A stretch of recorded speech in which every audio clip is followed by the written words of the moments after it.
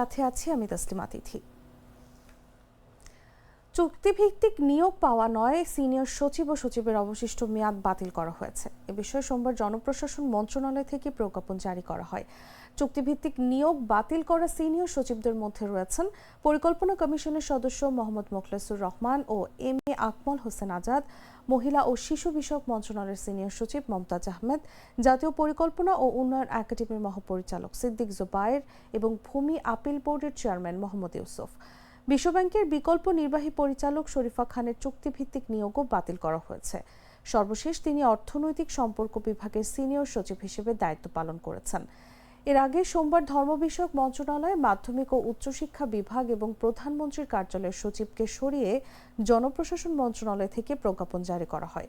ত্রয়োদশ জাতীয় সংসদ নির্বাচনে 2/3 আসনে জয়লাভ করে গত 17 ফেব্রুয়ারি সরকার গঠন করে বিএনপি। এরপর প্রশাসনের বিভিন্ন ক্ষেত্রে পরিবর্তন আনা হচ্ছে।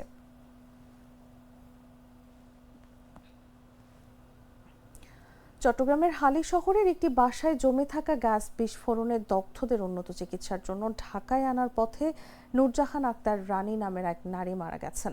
তার শরীরের শতভাগ দগ্ধ হয়েছিল বলে চিকিৎসক জানিয়েছেন। চট্টগ্রাম মেডিকেল কলেজ হাসপাতাল থেকে সোমবার সন্ধ্যায় দগ্ধ 9 জনকে ঢাকায় জাতীয় বার্ন অ্যান্ড প্লাস্টিক সার্জারি ইনস্টিটিউটে আনা হয়। সেখানে রানীকে মৃত ঘোষণা করেন চিকিৎসক। ওই নারীর স্বামী, সন্তান সহ পরিবারের আরও 8 জন বর্তমানে জাতীয় বার্নে চিকিৎসাধীন। জাতীয় বার্নের চিকিৎসকরা জানিয়েছেন দগ্ধ সবার অবস্থা আশঙ্কাজনক। তাদের মধ্যে কয়েকজনকে আইসিইউতে নেওয়া হয়েছে, অন্যদেরও নেওয়া হতে পারে। সোমবার ভোর 5টার দিকে হালি শহরের এইচ ব্লকের হালিমা মঞ্জিল নামের একটি ভবনের 3য় তলায় ভয়াবহ এই বিস্ফোরণের ঘটনা ঘটে। এর পরপরই আগুন ধরে যায়। প্রতিবেশীরা জানান, শরীরে আগুন নিয়ে ওই পরিবারের সদস্যরা একে একে সবাই ঘর থেকে বের হয়ে আসেন। বিস্ফোরণের সময় তারা সেহরি করছিলেন। পরে দগ্ধ অবস্থায় তাদের চট্টগ্রাম মেডিকেল কলেজ হাসপাতালের বার্ন ইউনিটে নেওয়া হয়। এরপর উন্নত চিকিৎসার জন্য আনা হয় ঢাকার জাতীয় বার্ন অ্যান্ড প্লাস্টিক সার্জারি ইনস্টিটিউটে। তারা সবাই জরুরি বিভাগে ভর্তি আছেন।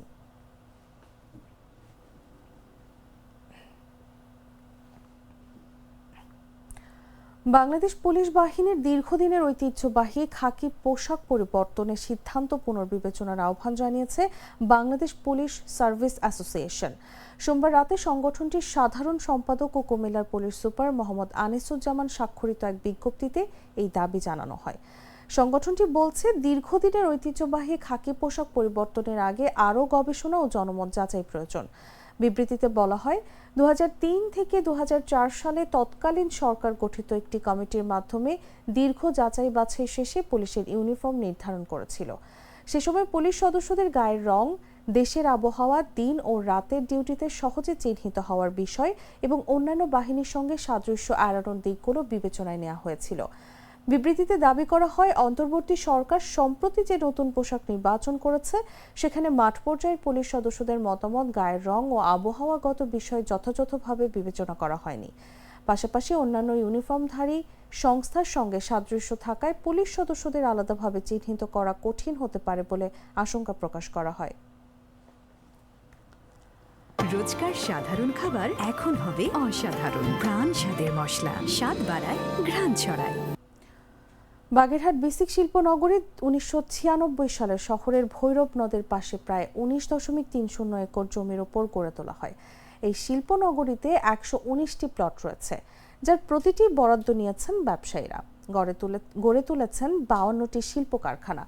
বর্তমানে মিলগুলো বন্ধ থাকায় ধীরে ধীরে নষ্ট হচ্ছে ভেতরের যন্ত্রপাতি। 2-4টি ধুকে ধুকে টিকে থাকলেও লোকসানে সেগুলোও বন্ধের উপক্রম।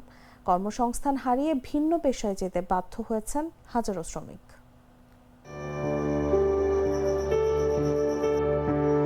অলস পড়ে আছে ভারী ভারী যন্ত্র।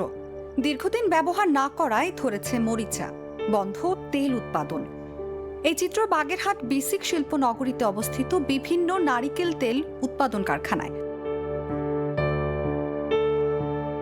2 দশক আগে যে বিসিক শিল্পনগরী ছিল কর্মব্যস্ততায় মুখর, দম ফেলার ফুরসত পেতেন না শ্রমিকরা, সেখানে আজ শুনশান নীরবতা। 40টির বেশি মিলের মধ্যে বর্তমানে 2-4টি ধুকে ধুকে টিকে থাকলেও লোকসানে সেগুলো বন্ধের উপক্রম।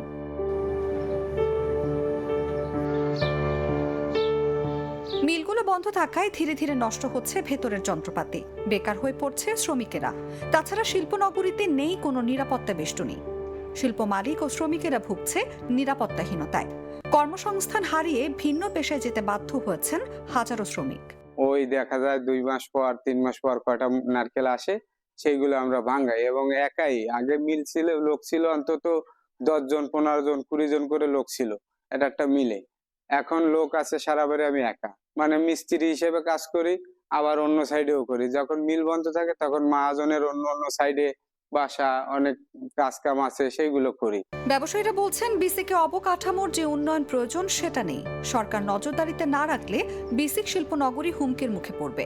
এটা অনেকবার আবেদন করা হয়েছে, কিছুদিন আগে নাকি স্যাংশনও হয়েছে কিছু টাকা, তারও কোনো কাজ দেখতেছি না। এটা বিসিক কর্তৃপক্ষের দায়িত্ব, এখন তারা কবে করবে সেটা তাদের ব্যাপার। যদিও দ্রুত সমস্যা সমাধানের আশ্বাস বিসিক শিল্পনগরীর কর্মকর্তার। সুপেয় পানির যে সংকট রয়েছে সেই ব্যাপারে ঊর্ধ্বতন কর্তৃপক্ষের সঙ্গে কথা হয়েছে বলেও জানান তিনি। এই বাগেরহাটের নারকেলের উপরে ভিত্তি করে কিন্তু বাগেরহাটে অনেকগুলো নারকেল তেলের মিল গড়ে উঠেছে এবং শিল্পনগরীতে বেশ কিছু ফ্যাক্টরি গড়ে উঠেছিল এই নারকেল তেলের উপরেই ভিত্তি করে।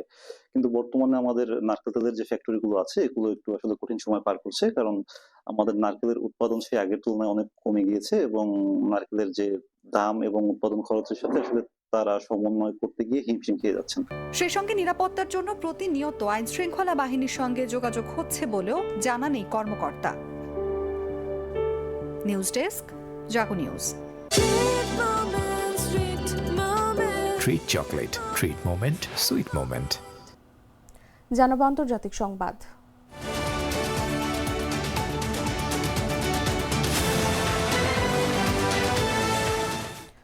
ভারতের ঝাড়খণ্ড রাজ্যের চাতরা জেলায় 7 জন আরোহী নিয়ে একটি এয়ার অ্যাম্বুলেন্স বিধ্বস্ত হয়েছে। এই ঘটনায় বিমানে থাকা সব আরোহীর মৃত্যু হয়েছে বলে আশঙ্কা করা হচ্ছে। সোমবার সন্ধ্যায় এই দুর্ঘটনা ঘটে বলে নিশ্চিত করেছে দেশটির বিমান চলাচল নিয়ন্ত্রক সংস্থা ডিজিসিএ। ডিজিসিএর বরাত দিয়ে ভারতীয় সংবাদ মাধ্যম এনডিটিভি জানিয়েছে, রেডবার্ড এয়ারওয়েজ প্রাইভেট লিমিটেড পরিচালিত বিচক্রাফট C90 বিমানটি সন্ধ্যা 7:11 ঝাড়খণ্ডের রাজধানী রাঁচি থেকে উড্ডয়ন করে। উড্ডয়নের 23 মিনিট পর বিমানটি রাডার থেকে বিচ্ছিন্ন হয়ে যায়। ডিজিসিএ এক বিবৃতিতে জানায়, কলকাতার সঙ্গে যোগাযোগ স্থাপনের পর সন্ধ্যা 7:34 বারাণসী থেকে প্রায় 100 নটিক্যাল মাইল দক্ষিণ পূর্বে বিমানটির সঙ্গে কন্ট্রোল রুমের সংযোগ বিচ্ছিন্ন হয়ে যায়। পরে জানা যায় এটি চাতরা জেলার দুর্গম এলাকায় বিধ্বস্ত হয়েছে।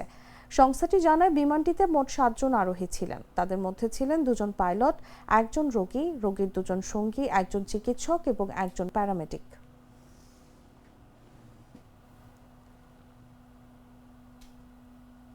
সংবাদ শেষ করব খেলার খবর জানিয়ে।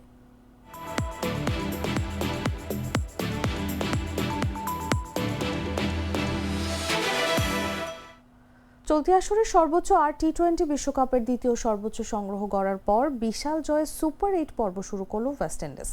মুম্বাইয়ের ওয়াংখেড়ে স্টেডিয়ামে জিম্বাবুয়েকে 107 রানে হারালো সাই হোপের দল। চলতি টি-20 বিশ্বকাপে এটি ক্যারিবীয়দের টানা 5ম জয়। 255 রানের প্রায় অসম্ভব লক্ষ্য তাড়া করতে নেমে 20 রানে 3টি আর 100 আগে 6 উইকেট হারিয়ে ম্যাচ থেকে ছিটকে পড়ে জিম্বাবুয়ে। বিশেষজ্ঞ ব্যাটারদের মধ্যে ডিয়ন মায়ার্স আর সিকান্দার রাজা ছাড়া কেউ বলার মতো লড়াই করতে পারেননি। শেষ দিকে বোলার ব্র্যাড ইভান্স 21 বলে 43 রানের ইনিংসে পরাজয়ের ব্যবধান কমিয়েছে। 17.4 ওভারে 147 রানে অল আউট হয় জিম্বাবুয়ে। ওয়েস্ট ইন্ডিজের গুদাকেশ মতি 4টি, আকিল হোসেন 3টি আর ম্যাথিউ ফোর্টে নেন 2টি উইকেট। এর আগে জিম্বাবুয়ের বোলারদের বেধড়ক পিটিয়ে বোর্ডে আসরের সর্বোচ্চ 254 রান জমা করে ওয়েস্ট ইন্ডিজ। টি-20 বিশ্বকাপের ইতিহাসে এটি কোনো দলের দ্বিতীয় সর্বোচ্চ দলীয় সংগ্রহ।